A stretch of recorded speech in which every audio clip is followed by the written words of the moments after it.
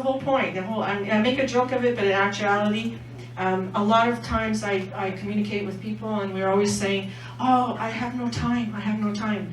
Actually, we have lots of time. We just are wasting a lot of it on things that are not fulfilling us. And we have to get back to doing things that are much more concrete, much more healthy.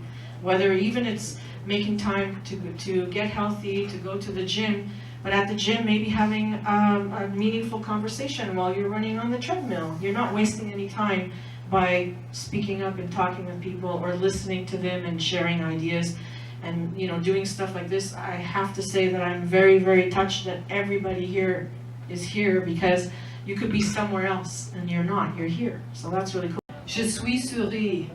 Artists, musicians, poets, writers, performers have always predicted perils. They are the true soothsayers of our society, illuminated throughout time with the gifts of warnings and courage, artistic viewpoints. For them, sweet, slow, home, blues, oh yeah man, to shuffle my mind again. Thank you, Victor. So if you're a poet, you don't have to put it on there. You just put it in here, and then you talk, right? Right? It's all here. All right, so our next guest is Chard. Is it Chard? Yeah. Chard, right? 1 minute poem. A 1 minute poem. You know the man is going to win a prize. Okay, Chard, I'm going to record this. I'm going to record 1 minute. Let's go.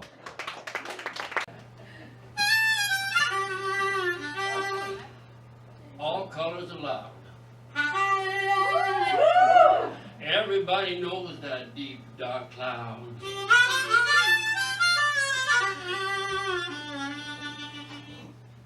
Black, red, white, or brown. It doesn't matter, it can bring it down. All colors are allowed.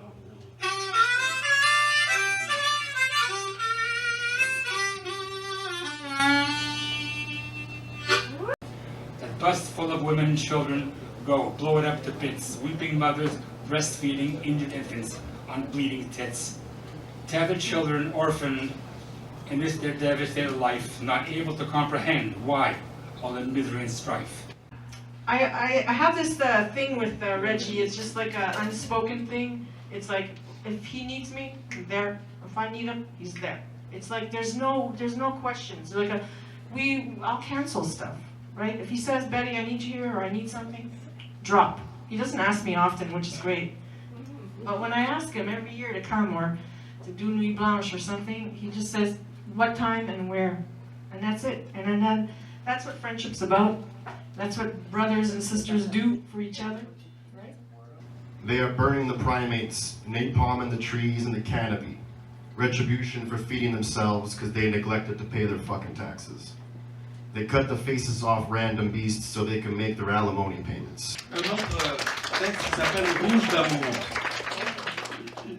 Je pense que partout on sait que l'amour c'est inconditionnel, la passion, l'amour, la folie, il n'y a rien de plus rouge que ça. C'est le don total, c'est la communion totale. Dans toutes ses formes, existait là-bas son empire maléfique.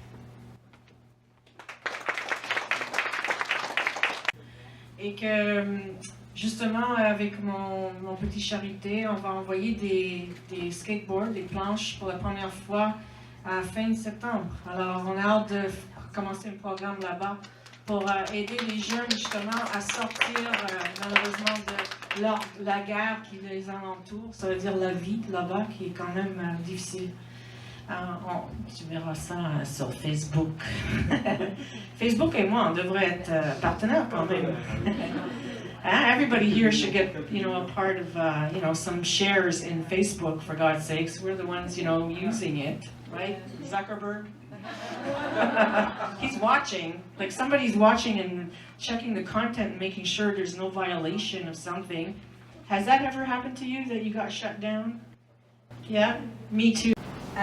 But there's just a real big push to try and get the government to allow people to have the choice to do what they want with their own bodies. So if you guys could support it as well, it's Repeal the 8th, or just like look it up and see what you think about it. But there's people gathering in Montreal today. That was great to see.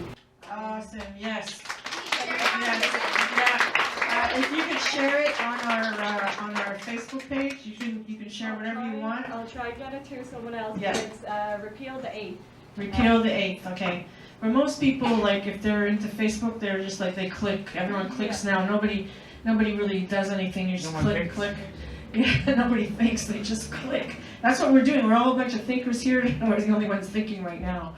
But, so hi everybody, and today we're Saturday, September 24th, and I'm with Betty Esperanza, who's the organizer and the host of 100,000 Poets for Change. My first question: can you talk about today's event, 100,000 Poets for Change, please? okay, so 100,000 Poets for Change was founded by Michael Rothenberg 6 years ago in lieu of all the things that was going around in the States, but also around the world about injustices, people disappearing,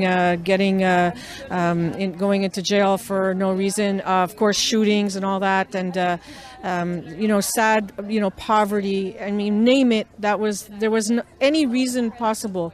However, instead of just complaining about it and going into the streets and demonstrating, we thought maybe it would be great to get poets who could express themselves through words, the pain, the joy, the solutions that we need to have in order to make a better world for ourselves, and the compassion that we need in order to have peace. And today, that's the whole point, is to get together, to connect, to share, to find solace in the words of everybody, to even understand different cultures, different ideas, and to have no censorship, as we know that now difficult times are coming because people are becoming intolerant, they're judging, and they've reverted to ideals that were so old and so racist, and we have to change that, and the only way to do it is through words. And how about the energy, the vibe through this evening? What do you think about this? I think what was really great was we had such an eclectic group of people: French, English, Arab, we had Haitian, we had from BC, we had even some young poets starting out for the first time from different parts of the country. You could tell they were nervous, but they said what they had to say, and they have their issues, what they're concerned about. But what was really great was everyone was sitting and listening and connecting and paying attention. That's all we need. That's all we need in life, right? Yeah. Last question for Betty.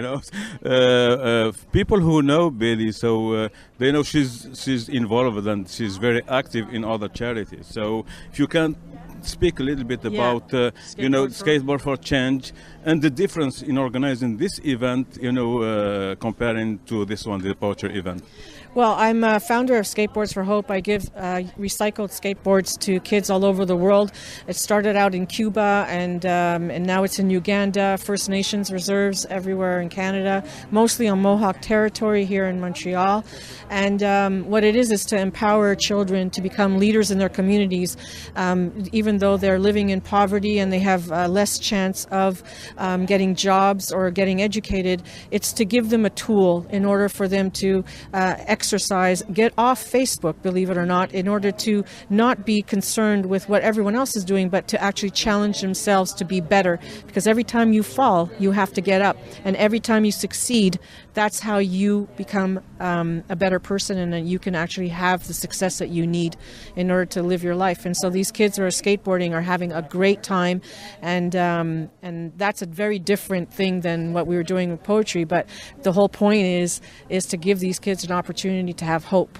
Thanks for your time, Betty. Oh, you're welcome. You have a nice evening. You too. Thanks so much, Akim. Thanks. So, hi everybody again. So we're with Susan Schulman, who's an artist, very, very talented, very known here, in Montreal. So, can you talk a little bit about the event, this evening event, about 100,000 Poets for Change? Well, it's an event that I've been doing with Betty for the past 6 years. When she started, I being one of her friends, she asked would I like to be involved, and it was like, I don't do poetry. So being an artist, I was trying to figure out what I could do to kind of fake being a poet. So I came up with the idea of making these videos and writing some words that would go with the video. And that kind of inspired me to actually put some poetry and create the music and videos to go with it. So in other words, I call it art poetry. Moving words. Yeah, the second quick question. So don't you think that a painter, artist painter, you know, is a poet? Definitely a poet, definitely a musician. I mean, I paint with color. I talk with color. I communicate with my paint. And everything, all my emotion, all my ideas come through me into the final work of art. So yes, I do agree. It's just some people, you know, there were some poets here tonight who were like incredible slam poets who just, you know, by heart were able to, you know, do their poetry authentically, you know, purely, like yourself. Okay? Thank you. Okay?